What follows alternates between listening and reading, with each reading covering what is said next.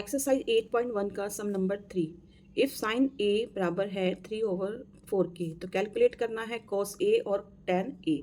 तो सबसे पहले हमने इसको सॉल्व करना है। जब तक ये सॉल्व नहीं होगा तब तक जो है हमें ये कैलकुलेशन नहीं मिलेगी। ठीक है, तो करती हैं। सबसे पहले हमने ये सम इस तरह से लिख लेना है, उसके बाद इसको बड़े ध्यान से पढ़ना है। देखिए ये लिखा है 3/4, 3/4 लिखा है, यानी कि ये हमें पता नहीं है कि किस तरह से आया है, किस कैलकुलेशन से ये आया है रेशियो।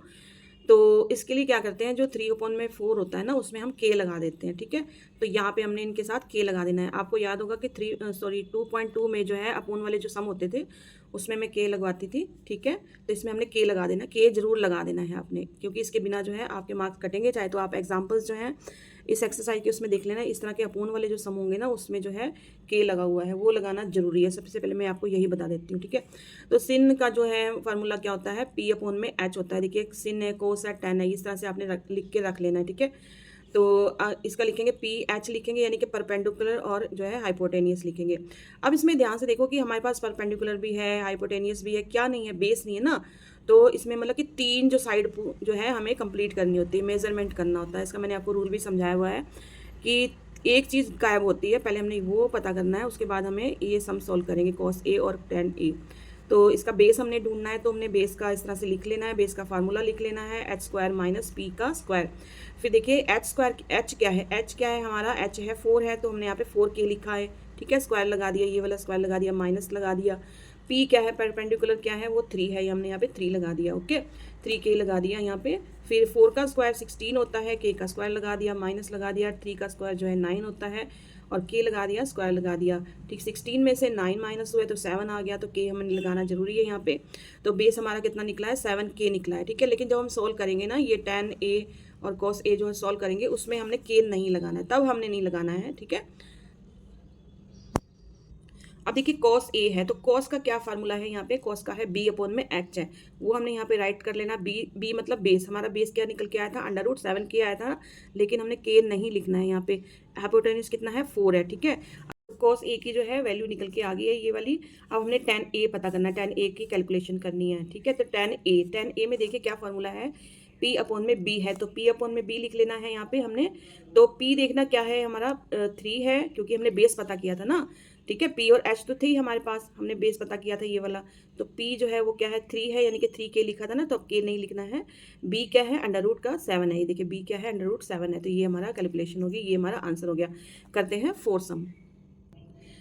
फोर्थ सम में देखिए क्या दिया गया, गिवन 15 कोट a = 8 है, यानी कि 15 कोट जो है a जो है 8 के बराबर है। तो फाइंड करना है sine a and sec a find करना है हमने।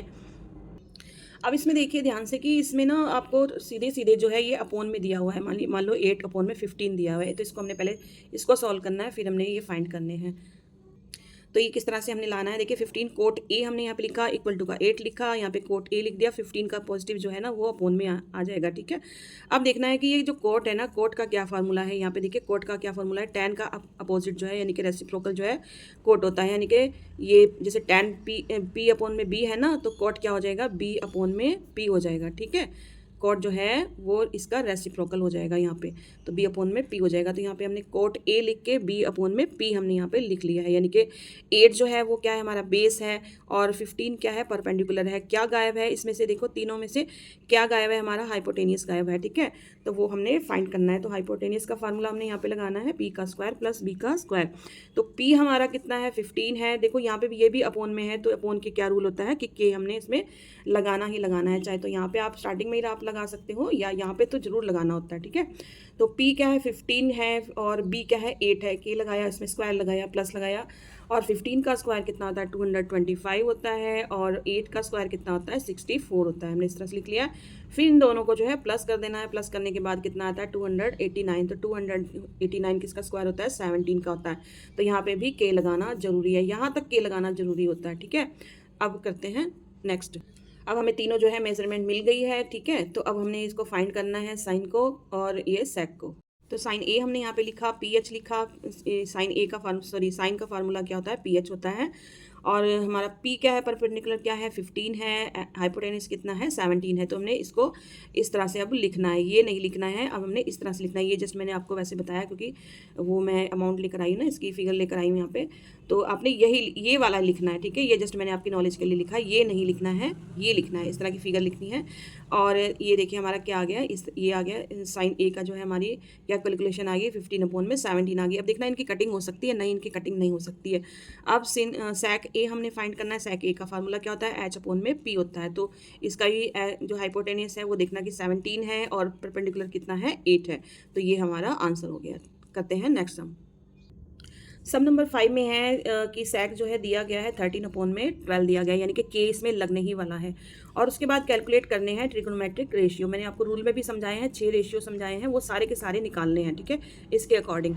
लेकिन सबसे पहले हमने इसको सॉल्व करना है, फिर जो है ये निकलेगा। यानी कि इसकी 2 साइड हमें दी गई है ट्रायंगल की, तो हमने तीसरी साइड पहले पता करनी है, फिर उसके बाद ये रेशियो हम कैलकुलेट करेंगे।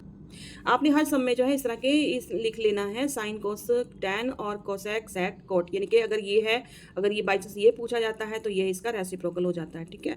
तो हमने इस तरह से लिखा है सेक थीटा और 13/12 के लगा दिया। उसके बाद हाइपोटेनियस क्या हुआ हमारा 13 है, और ये 12 क्या है, ये हमारा बेस है। यानी कि ये जो फार्मूला है वो कहाँ से लिया है, सैक से। तो सैक कहाँ है हमारा, ये देखिए सैक जो है कोस का रेसिप्रोकल है, यानी कि उल्टा है, ठीक है। तो हमने एच को ऊपर कर देना है, बी को जो है अपोन में ले आना है। तो इस तरह से देखिए पहले हमने ये लिखना है। अब गायब कौन है, कौन नहीं है हमारे पास परपेंडिकुलर नहीं है। तो परपेंडिकुलर का फार्मूला लगाएंगे एच का स्क्वायर माइनस बी का स्क्वायर, ठीक है।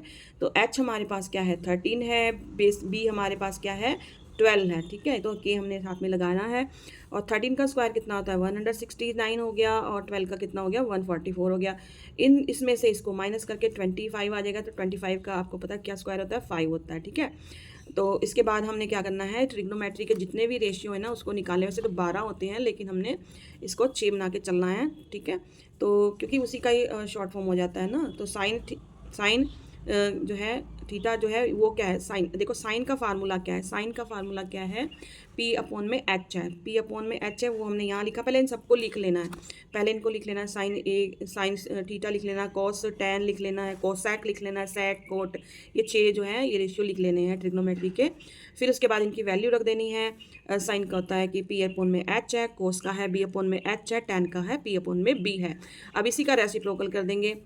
साइन का उल्टा क्या होता है कोसैक, कोसैक का देखो ये रेसिप्रोकल हो गया ना, एच इधर आ गया, पी जो है अपोन में आ गया, ठीक है। और ये बी जो है यहाँ पे अपोन में आ जाएगा, एच जो है ओवर आ जाएगा आपके। तो इसको हमने इस तरह से सारी वैल्यू हमने लिख देनी है। कोट का क्या लिख देना, बी अपोन में पी लिख देना है। कोट किसका रेसिप्रोकल है, टैन का रेसिप्रोकल है, ठीक है। अब आपने ये जो है वैल्यू जो है ना यहाँ पे पहले लिख देनी है। साइन की क्या है, परपेंडिकुलर कितना आया था 5 आया था, यानी कि ये देखिए परपेंडिकुलर जो ये पी है ये 5 आया था ना, यहाँ पे हमने 5 लिखा। अब यहाँ पे के नहीं लिखना है, ठीक है। हाइपोटेन्यूज कितना आया था 13 आया था, तो 13 देखिए हमारे पास है, ये ऑलरेडी है हमारे पास 13, ठीक है। अब ये बेस भी आप देख लो, वहाँ पे जरूरत पड़ेगी 12 जो है बेस है। तो बेस क्या है 12 है, यहाँ पे 5/12 है, ये क्या है बेस है, यहाँ पे भी बेस जो है 12 है। पहले हमने ये लिख देना, फिर क्या करना है कि इसी के रेसिप्रोकल कर देना है। यानी कि कोसेक क्या हुआ 13/5 हो गया, ये देखिए सेक क्या हुआ 13/12 हो गया। फिर जो है कोट क्या हुआ, कोट जो है 12/5 हो गया, 12/5। मतलब आपको पहले ये आपको निकालना है, तो इसी का रेसिप्रोकल कर देना है। ये आपके सी रेशियो जो है इसमें कैलकुलेट होगी, ठीक है। ये इसका आंसर हो गया, ठीक है। करते हैं नेक्स्ट सम, बहुत इंपॉर्टेंट सम है नेक्स्ट वाला। सम नंबर 6 है में क्या कहते हैं कि अगर जो है एंगल ए और एंगल बी जो है एक्यूट एंगल है, और कोस ए कोस बी जो है एक बराबर है, तो बताना है कि एंगल ए और एंगल बी जो है इक्वल टू है, ठीक है। ये हमने शो करना है, यानी कि प्रूफ करना है। तो चलो करते हैं सॉल्व। देखिए ये जो सम है ना ये मोस्टली ज़्यादातर जो है एमसीक्यू में आता होता है। तो ये हमने 2 तरह से इसको जो है सॉल्व करना है, ताकि अगर एमसीक्यू में नहीं आया सॉल्व करने के लिए आया तो वो किस तरह से करना है आपने, अगर एमसीक्यू में आता है तो किस तरह से करना है। तो ये सिर्फ आपने पहले ये लिख लेना है, ये नहीं लिखना है कि सॉल्यूशन नंबर 1 ये वो कुछ नहीं लिखना है, ये जस्ट मैंने आपके लिए लिखा है। आपने लिखा है सॉल्यूशन नंबर 6 लिखना है। जिस तरह मान लो अगर एमसीक्यू में है तो हमने टिक्की लगानी है, ठीक है। अगर सॉल्व करना है तो हमने इस तरह से लिखना है। तो क्या करना है, कॉस ए हमने यहाँ पे लिख लेना है इक्वल टू कॉस बी के, ठीक है। तो दोनों कॉस हैं, ठीक है। तो हमने इनकी कटिंग कर देनी है, दोनों कॉस की कटिंग कर देनी। बचा क्या है ए और बी है क्या, वैसे थीटा है, ठीक है। तो बचा क्या है यहाँ पे लिख देना है, बी हमने यहाँ पे लिख देना है, तो ए इक्वल टू है बी के। तो अगर ऑप्शन में आपके जैसे 3-4 ऑप्शन होते हैं, ऑप्शन में अगर ये आता है तो आपने इसको टिक कर देना, ये लिख देना अपनी आंसर शीट पे, ठीक है। कौन से का आंसर है ये लिख देना। तो ये एमसीक्यू के लिए ये मैंने सॉल्व किया है, ठीक है। अब करते हैं अगर ये सम के रूप में आता है, ठीक है, अगर ये सम बनकर आता है 2-3 नंबर का, तो उसको कैसे सॉल्व करना होता है। देखिए उसके लिए हमने सबसे पहले यहाँ पे एक एंगल बना लेना है। तो आपको पता है ट्रिग्नोमेट्री जो है राइट एंगल पे ही बनेगा, ठीक है। राइट एंगल हमने इसका करना है, तो इसमें एक्यूट एंगल करना है। एक्यूट एंगल होता क्या है, 90 डिग्री से कम वाले जो एंगल होते हैं वो एक्यूट एंगल होते हैं। तो इसका मतलब कि जो बी और ए जो है एक्यूट एंगल है, यानी कि 90 डिग्री से कम है। तो 90 डिग्री है कौन है, 90 डिग्री फिर सी को बनाएंगे ना, तो हमने ये 90 डिग्री सी को बनाया, और ये इसके सामने वाला जो होता है वो हाइपोटेनियस होता है, इसके सामने वाला हाइपोटेनियस होता है, ठीक है। तो अब हमने लिख लेना है यहाँ पे cos A equal to cos B. तो कॉस का फार्मूला क्या है, बी अपॉन में एच है, यहाँ पे भी हमने बी अपॉन में एच लिख दिया, लेकिन इसका थीटा अलग है, इसका जो थीटा है ना वो अलग है, ठीक है, वो हमने देखना है। तो हमने यहाँ पे पहले पता करना है कि बी क्या है, यानी कि बेस क्या है, हमारा बेस क्या है। अब बेस में ध्यान से देखना कि ये जो सी है इसके सामने तो हाइपोटेनियस है, ये जो है हाइपोटेनियस है। सबसे पहले इसको ही पकड़ लेते हैं। तो इसमें हाइपोटेनियस में देखिए क्या है, किस लाइन पे है हाइपोटेनियस, ए और बी की लाइन में, ए बी की लाइन में हाइपोटेनियस है। तो हमने यहाँ पे एच है ना, तो ये देखिए एच हमने ए बी लिख दिया यहाँ पे। अब हमने पता करना बेस। अब देखो ये तो हमारा हाइपोटेनियस है, ये हमारा हाइपोटेनियस है, ठीक है। अब ये क्या है, सीधा क्या होता है, परपेंडिकुलर होता है। आपको पता है सीधी लाइन क्या होती है, परपेंडिकुलर होती है, ठीक है। तो बचा कौन, बेस में कौन बचा, सी ए। तो सी के ए क्या हो गया, हमारा बेस हो गया, यानी कि बेस हमारा सी ए हो गया, हाइपोटेनियस क्या हो गया, ए बी हो गया। इक्वल टू का इक्वल टू लगाया, सेम यहाँ पर भी जो है हमने करना है। लेकिन यहाँ पे देखो, यहाँ पे हमने इसको मैंने आपको एक रूल समझाया था जो है कि ये थीटा है, मान लो ये हमने कॉस ए निकाला ना अभी, तो थीटा है कॉस ए, यानी कि ए जो है थीटा है, तो थीटा के सामने जो होता है वो परपेंडिकुलर होता है, थीटा के सामने जो है ये परपेंडिकुलर होता है, ठीक है। तो ये हमारा परपेंडिकुलर निकल के आया था ये, ठीक है। अब जब हमने कॉस बी पता करना है, बी, अब बी का थीटा कौन है, बी का थीटा यानी कि इसके सामने कौन है, इसके सामने कौन है, यानी कि पी, ये बन गया, पी जो है ये बन गया। लेकिन क्या है, पी तो हमारे पास ऑलरेडी है ही है, तो यहाँ पे क्या ढूंढना है, बी ढूंढना है, यहाँ पे क्या ढूंढना है, बी ढूंढना है। तो बी हमारा क्या हो गया, अब यहाँ पे तो परपेंडिकुलर बन गया ना, थीटा के सामने परपेंडिकुलर बन गया है, थीटा के सामने परपेंडिकुलर बन गया है, तो हमारा ये हाइपोटेनियस है। तो बचा कौन है, बी सी, बचा कौन है, बी सी, बी सी बचा है, तो बी का क्या होगा, बी सी हो जाएगा, ठीक है, बी सी हो जाएगा। उसके बाद हमने क्या करना है, हमें हाइपोटेनियस क्या है, हाइपोटेनियस तो हमें पता ही है क्या है, वो तो अपनी जगह से हिलेगा नहीं, ठीक है। हाइपोटेनियस है ए बी जो है ए बी की लाइन वाला सेम यही जो है हाइपोटेनियस है। अब क्या करेंगे, हम इनकी कटिंग कर देंगे। अब हम क्या करेंगे, इनकी कटिंग कर देंगे, ये कैंसिल हो गया, ये कैंसिल, क्योंकि दोनों सेम है ना।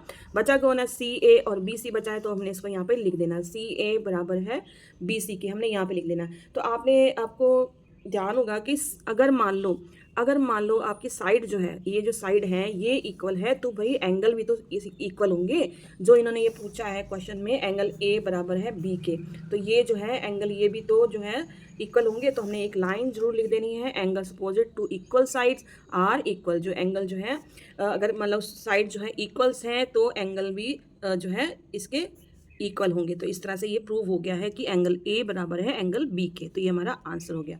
Thank you so much for watching my video. मिलते हैं नेक्स्ट वीडियो में, बाय बाय।